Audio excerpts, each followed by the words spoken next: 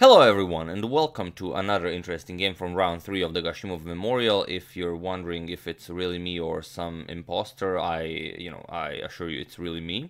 It's a game between Viswanathan, Anand and Shakhriyar Mamedyarov. We already seen the game between Magnus Carlsen and David Navara. I hope you enjoyed that game. If you haven't, I will put a link to it in the description below, so feel free to follow that one as well.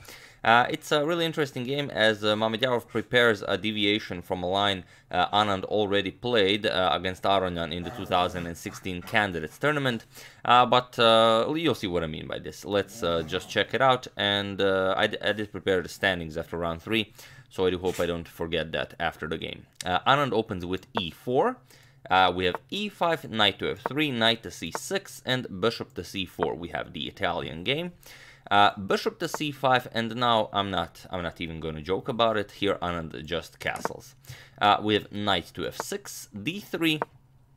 We have d6 and c3. So this is like I said, Anand already played this game against Aronyan in the 2016 Candidates, and Mamedyarov is following that game with a prepared deviation. We have a4 by Anand, pretty standard. In the Italian, you want to grab more space on the queen side. Bishop to e7, not allowing the b4 expansion to come with tempo. The bishop is safely tucked in on a7. We have knight to a3 by white, knight to e7, and now knight back to c2, just remaneuvering. When the bishop comes to, sorry, not the queen, when the bishop comes to e3, the knight from c2 will be ready to recapture if black decides to do so. We have knight to g6, black also remaneuvers the knights, bishop to e3, and now in the game we mentioned Anand versus Aronyan in the 2016 Candidates Tournament. Aronyan castled here, and Anand was able to win this game. So here we have bishop captures on e3 immediately, and it is as of this move on move 10 we have a completely new game now.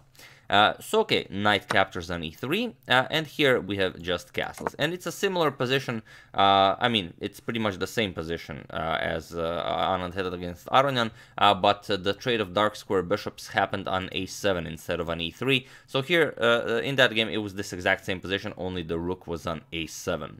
So as there's no merit for the rook to be on a7, Mamedyarov decided it was better just to grab the bishop on e3 right away. Queen to c2 by Anand, connecting rooks, developing the queen. We have c6, preparing d5 now. We have a5, grabbing more space on the queen side, and now just d5.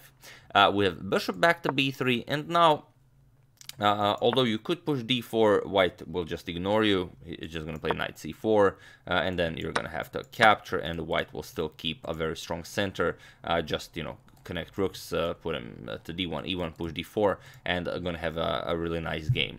So here, after bishop to b3, we have bishop to e6 by black, e captures on d5, c captures on d5, and now d4. We have e4, closing up this nice diagonal for the queen, and also pushing the knight somewhere back. Knight to e5, an excellent central square for the knight, and now of course, you don't want to capture as it doesn't bring you anything. Queen to d6. Now threatening to capture on e5. We have f4, and now you're either going to keep this knight on e5, which is now pretty much an excellent piece, or you could just force it back, which Mamedyarov does with e captures on f3 en passant. Knight goes back, as now there's again the threat of knight captures on e5, and we have just rook a to e8, rook f to e1, also opposing the rook along the e file, and bishop to d7, with ideas of bishop to b5, where the rook and bishop will nicely be controlling the e2 square, but that will come handy later in the game. Here, if you look at the position, the material on the board is equal. One difference you might notice is that black has 3 pawn islands, Anand has only 2 pawn islands. So the d5 pawn is an isolated pawn, and here already the bishop and knight are attacking it. Here Anand plays g3, takes away the f4 and h4 square from Mamedyarov's knights, but also prepares queen to g2 to pile up against the d5 pawn alongside the knight and the bishop. With h6, making some breathing room for the king, but also not allowing the knight the g5 square. We have queen to g2, and now already 3 pieces are eyeing that d5 pawn. If this knight moves, you will be able to capture it. So here Mamedyarov finds a very nice way of defending it. A rook to e7, which is very nice. Now if you go something like knight to c2, just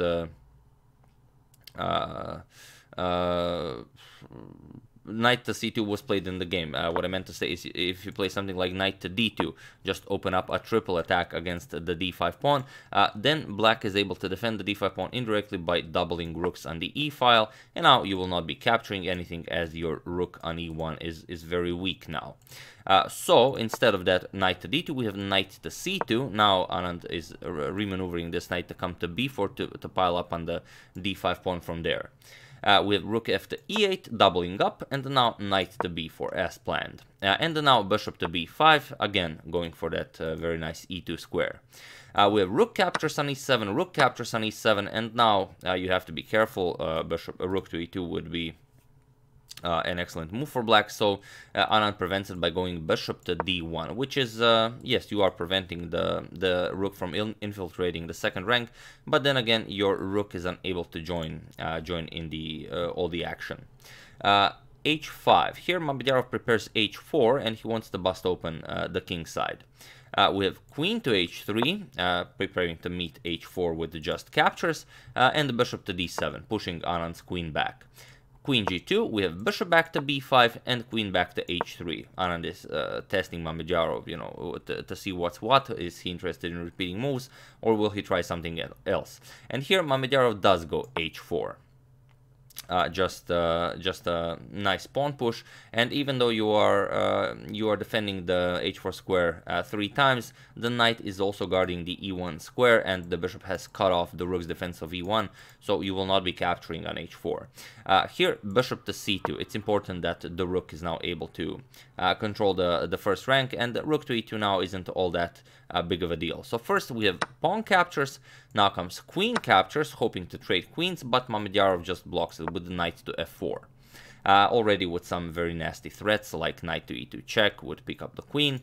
So king to h1, getting out of the way, and then now comes rook to e3. And you can see that so many of Mamedyarov's pieces are piling up in front of the king. Also the bishop on this diagonal, very a very influential bishop. So here we have rook to g1. First Anand threatens checkmate. You have to deal with this. We have g6 by Mamedyarov, and now queen to f2. Attacking the rook here, rook to e2, and only now queen comes back to h4. So what do you do here? Well, white also has a couple of threats here. For example, knight is definitely coming to e5, which blocks the queen's attack towards the h2 pawn. Also, you will attack the g6 pawn, the f7 pawn, so white will also have a very nice attack here. So what do you do here? Black's best idea is to go knight to h5. You do want to close up the h file, but this will only become apparent after a few moves, because in the game Mamedyarov played knight to e4 instead of h5, and here Anand found well, a very nice prevention of Mamedyarov's attack. He just played bishop captures on e4, d captures on e4, and now knight to e5. Here again, just a very nice piece, this knight. And what do you do here? The knight now blocks the queen's defense of the knight here. So queen captures knight is a threat. If you move the knight back, for example here, then queen to f6 will be very strong with a lot of threats possible here. So with all this hanging in the air, Mamedyarov played knight to d3. And here he missed one, well, he didn't miss it. It's you have to allow it. I don't know if he missed it or it was just a bonus that that knight to d3 is in fact the best move. But here, feel free to pause the video and try to find the best move for Anand in this position. I'll give you a couple of seconds. For those of you who were able to do it, congratulations. You are an excellent, winner of pawns. And for those of you who just want to enjoy the game, here Anand played queen to h8 check. And yeah, it's just a wonderful move, especially when you're able to play it. The king has to capture, and now, of course, the f7 pawn will be lost. Mamedyarov captured the queen. We have knight captures on f7, now forking the king and the queen. King to h7, and now knight captures on d6. And here, again, it's a very delicate position. Best for Mamedyarov is knight e1 with ideas of knight to f3 while pressuring the h2 pawn. But Mamedyarov went bishop to d7, and here Anand just captured the e4 pawn. It doesn't matter that the knight will be captured because the pawn was defending the knight on d3. So if rook captures knight on d3. Here Mamedyarov played bishop to f5, and Anand just played knight g5 check. king to h6, and now comes knight captures on d3. Bishop captures and rook to g3. Pressuring the bishop, we have rook to e1 check, king to g2, and then now a few checks will follow. Rook e2 check, king g1, rook e1 check, king to f2, rook e2 check, and now king to f3. And here Mamedyarov doesn't miss out an opportunity to grab a pawn. We have rook captures on b2, and now king to f4. So if you look at this position, Mamedyarov will grab the h2 pawn as well. Anand is not interested in wasting time in preserving that pawn. He is the only one with a passed pawn here. It's a passed e pawn, and he wants to bring his king all the way up to c7 to start pushing the pawn. So bishop to f5, not allowing this bishop to be captured. We have king to e5 now, and rook captures on h2. So Mamedyarov equalizes in material, but as you can see, the position of Anand's king is much better here. Anand wants to play king d6, king c5, start pushing the passed pawn, and win the game. Whereas black doesn't really have all that many options of pushing the pawns. Yes, by capturing the h2 pawn, g pawn has been promoted to a passed pawn. But it's not as fast as Anand's d pawn. So knight to f7 check, we have king to g7, and now knight to d6 with ideas of capturing the bishop. First rook e2 check, we have king to d5, and now king to f6. And Anand just plays c4. We have rook to e7, and now comes rook to f3.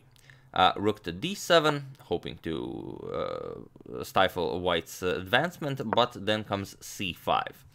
Rook back to e7, and now rook to f2 by Anand. Rook to h7, and here finally Anand decides to capture. We have knight captures, g captures. Now the g pawn has became a passed f pawn, and now king to d6. So okay, the king still cannot advance due to the rook being on the 7th rank, but it doesn't matter as black also has to make a move. Here rook to h8 was played, and now comes rook to d2. You have a passed pawn, you have to put a rook behind a passed pawn if you wish to push it. We have f4, black starts pushing his own passed pawn, but now king to c7. And finally, Anand's king reached his destination, the c7 square. And it is not all that clear how black can do something about this.